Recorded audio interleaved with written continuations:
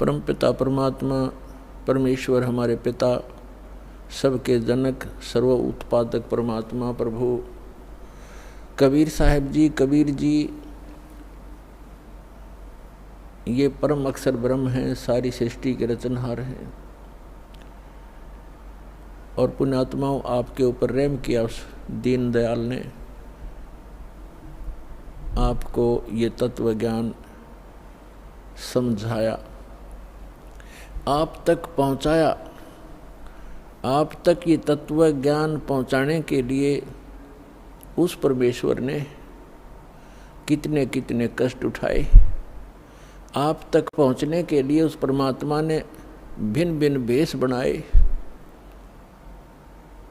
और आप जी ने इस काल की भांग को इतना पी लिया कि इस काल के इस नकली सुख, इस झूठे सुख के नशे में आप भगवान को पहचानना भूल गए। परमेश्वर कहते हैं, मैं रोवत हूँ सृष्टि को, सृष्टि रोवे मोहे, गरीबदास इस वियोग को समझ न सकता कोई। हमारे पिता कहते हैं, हमारे भगवान कहते हैं कि मैं तुम्हें रो रहा हूँ, तुम्हारे लिए भटक रहा हूँ कि तुम गलत स्थान पर रह रहे हो। या कोई जीव सुखी नहीं, या सुख नाम की वस्तु नहीं। और आप यहाँ सुख खोज रहे हो और सुख देने वाले उस भगवान की खोज कर रहे हो, उसके लिए रो रहे हो, तड़फ रहे हो। मैं तुम्हारे लिए रो रहा हूँ कि मैं हूँ वो परमात्मा, मैं तुम्हारा जनक हूँ, मैं तुम्हारा पिता हूँ। आप जी ने ये गलती की जिस कारण से आप इस काल कसाई के यहाँ फंस गए हो। किसी का बेटा मार रहा है, किसी की बेटी मार दी, कोई किसी का जमाई मर गया, किसी के कैंसर होगी, किसी की टांग कट गई, किसी को कैंसर है, कोई कोड से भुगत रहा है। और शेष बचे हुए ये सोचते हैं कि हम ठीक हैं।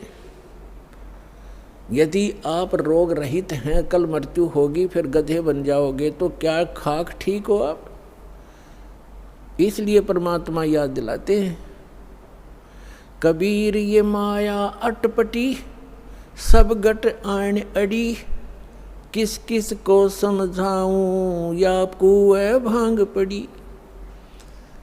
परमात्मा कहते हैं, किस किस को समझाऊं। इस काल भगवान ने इस नकली सुख की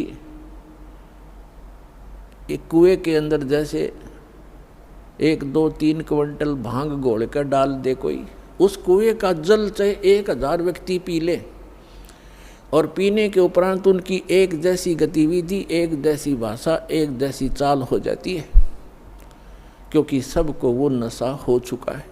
तो इस काल भगवान ने इस त्रिगुणमयी माया की इतनी मात्रा डाल रखी है आपके अंदर कि आपको इतना नशा हो गया इसका। जैसे किसी के पास बढ़िया मकान, कोठी हो जाती है, कार हो जाती है, उसको नशा है वो, और वो फूला नहीं समाता, और वो भूल जाता है बालक कल मृत्यु हो जाएगी, ये कार कोठी तेरे साथ नहीं जाएंगी, यहाँ बुद्धि क्यों नहीं आती आपकी। परमात्मा हमें याद दिलाना चाहते हैं कि इन सुखों को जहाँ आप यहाँ खोज रहे हो, आपको सतलोक में मिलेंगे। यहाँ तो आपने जो कार भी व्यवस्था कर ली, 36 पंगे पाक है, फिर उसमें कोई इंजन में गड़बड़ है, कोई पेट्रोल डलवाना, जेब देखनी पड़े। सतलोक में चलो, आपको विमान मिलेंगे, विमान मिलेंगे, और आपकी मन से जहाँ चाहोगे 1 सेकंड में उड़कर आप पूरा परिवार बैठकर कहीं घूम सकते हो। कोई पैसा नहीं लगेगा, आपको सब वस्तु मुफ्त मिलेंगी, सब सुख होगा, आपकी कभी मृत्यु नहीं होगी। आपका ऐसा ही परिवार वहाँ सतलोक के अंदर होगा। अभी तक ये मूर्ख बनाया करते थे नकली संत कि वहाँ प्रकाश ही प्रकाश है, चेतन ही चेतन है, आत्मा उसमें जाकर ऐसे मिल जाती है जैसे बूंद समंदर में। फिर क्या करेंगे वहाँ जा करके, इससे यहीं दुख सुख यहीं ठीक है। तो उनको अकल थी नहीं, ज्ञान था नहीं, उनका सवनुभाव नहीं था, क्योंकि उनकी साधना गलत थी, उनका ज्ञान गलत था। वो काल प्रेरित थे, काल के भेजे आए हुए हैं। तो परमात्मा हमें याद दिलाते हैं कि झूठे सुख को सुख कहे ये मान रहा मनमोद, ये सकल चबीना काल का, कुछ मुख में कुछ गोद। अपने आत्मा आप देख रहे हो, कहीं पर भूकंप आ जाता है, हजारों लाखों की संख्या में मानव मर जाते हैं, अन्य प्राणियों की तो गिनती ही नहीं।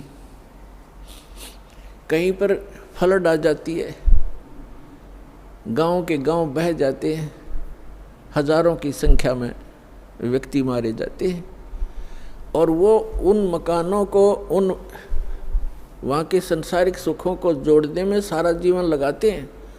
उनका दृष्टिकोण सिर्फ उन्हीं पर केंद्रित रहता है कि कोठी बना लूँ, कार बना लूँ, एक प्लाट और ले लूँ, 2 कोठी और बना दूँ, एक बैंक बैलेंस बना दूँ, एक फैक्ट्री लगा लूँ। उद्देश्य मनी मेक ही रहता है। परमात्मा कहते हैं तो बच्चों वाले खेल खेल रहे तुम, आप जी को ज्ञान नहीं है, इसलिए यहाँ डले ढो रहे हो। 1 सेकंड का पता नहीं क्या बिजली गिर जा, और फिर आप यहीं स्थिर होना चाहते हो ऐसे गंदे लोक में। तो तत्व ज्ञान का अभाव है। जब आपको तत्व ज्ञान होगा, आपके मन की व्यवस्था ही अलग हो जाएगी। जब आपको तत्व ज्ञान होगा, आपके मन की स्थिति बदल जाएगी, आपका उद्देश्य बदल जाएगा। परमात्मा हमें आखिरी याद दिलाते हैं, आप जी विचार कीजिए कि आपकी मृत्यु तो होगी होगी, चाहे यहाँ कोई पूरी पृथ्वी का राजा है और चाहे अमीर या गरीब है, कोई भी व्यक्ति है, आपकी मृत्यु होगी। और आपने जो कुछ भी सारे जीवन में संग्रह किया है वो आपके साथ नहीं जाएगा। ये तो यूनिवर्सल ट्रूथ है, आपको सबको मालूम है। और पुण्यात्माओं, ठीक है, आपके पूर्व जन्म के पुण्य हैं, आपको जो भी वस्तु उपलब्ध है इसको ये समझ लो कि आपकी नहीं है। आप एक रेस्टोरेंट में रह रहे हो। अब जैसे अच्छे पूंजी वाले व्यक्ति, सेठ धनी व्यक्ति अच्छे रेस्टोरेंट में जाकर के अपना 1, 2, 3, 4 जैसा भी वो वहाँ दिन रात व्यतीत करना चाहते हैं, तो उनके पास पैसा घना है, तो वे हाई क्लास के, हाई क्वालिटी के रेस्टोरेंट के अंदर रह रहे हैं। वहाँ सुविधाएं अच्छी हैं, सोफ़ा सेट हैं, बढ़िया पलंग हैं, टीवी रखे हैं, सारी व्यवस्था है वहाँ पर। बैल बजा दी, बैरा आ गया, जो वस्तु मांगी उपलब्ध होगी खाने और पीने की। और एक गरीब व्यक्ति जाके एक सिंपल होटल में रुका है जिसमें एक तख्त पड़ा है और सिंपल आहार है, थोड़ा खर्चा है उसका। तो ऐसा ही समझ लो आप, जो गरीब है वो एक सिंपल होटल में रह रहा है, अमीर है वो बड़े होटल में रह रहा है, लेकिन वस्तु किसी की नहीं। वहाँ पर होटल में गए व्यक्ति को पता होता है कि यहाँ तेरी वस्तु कोई नहीं है, इनको प्रयोग कर सकता है, वो भी अपने खर्चे से। तो इस काल भगवान का ये होटल है फॉर एग्जाम्पल। और इसमें आपके पुण्यों के कारण आप सुविधा जो आपको है वो आपके पूर्व जन्म की पूंजी से है, जेब आपकी ही खर्च हो रही है। जो सुविधाएं आपको उपलब्ध हैं आपके पुण्य क्षीण हो रही है। और गरीब व्यक्ति है वो समझ ले सिंपल होटल में रह रहा है, कोई झोंपड़ी में है चाहे सिंपल मकान में रह रहा है, तो वो भी एक होटल में ही है। एक दिन दोनों ने ही जाना है और दोनों ने वो सब वस्तुएं यही छोड़ जाना है। अब जाना कहाँ है? स्वदेश को जाना है। होटल में व्यक्ति वही रहता है जो विदेश गया हुआ है, अपने घर से बाहर है।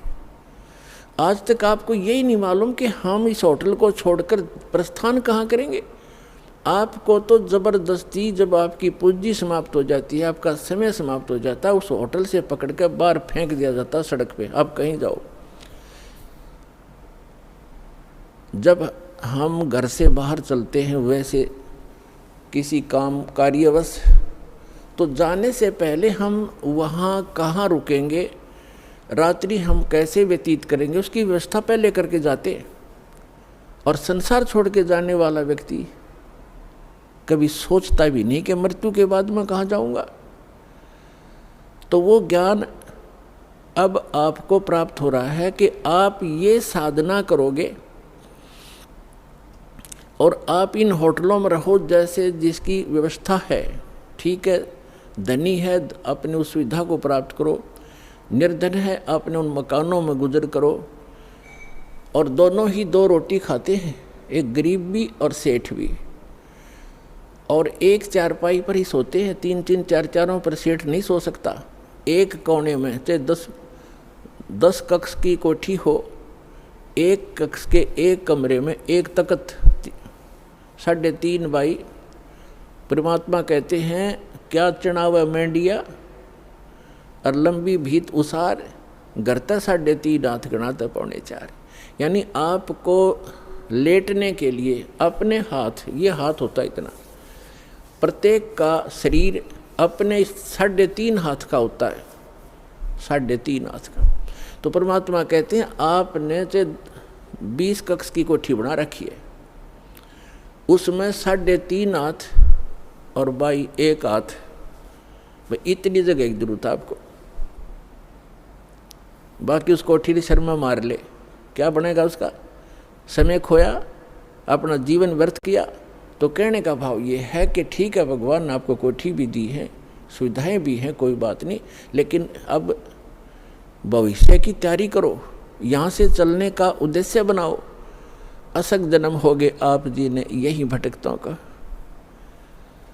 परमात्मा हमें बताते हैं कि आप जी यहाँ इस काल कसाई के लोक में रह रहे हो, इसने आपको अपने स्वार्थवश पाल रखा है, जैसे कसाई बकरे पालता है। पुण्यात्मा, आपके ऊपर 3 गुणों का इतना ज़बरदस्त प्रभाव हो गया कि आप जी अपने परिवार, अपनी संपत्ति को अपना मान चुके हो, और मान चुके हो जैसे नशे में व्यक्ति चाहे कुर्डियों पर पड़ा हो गंद में, और चाहे चारपाई पे लेट रहा हो, उसको पता ही नहीं तू कहाँ है।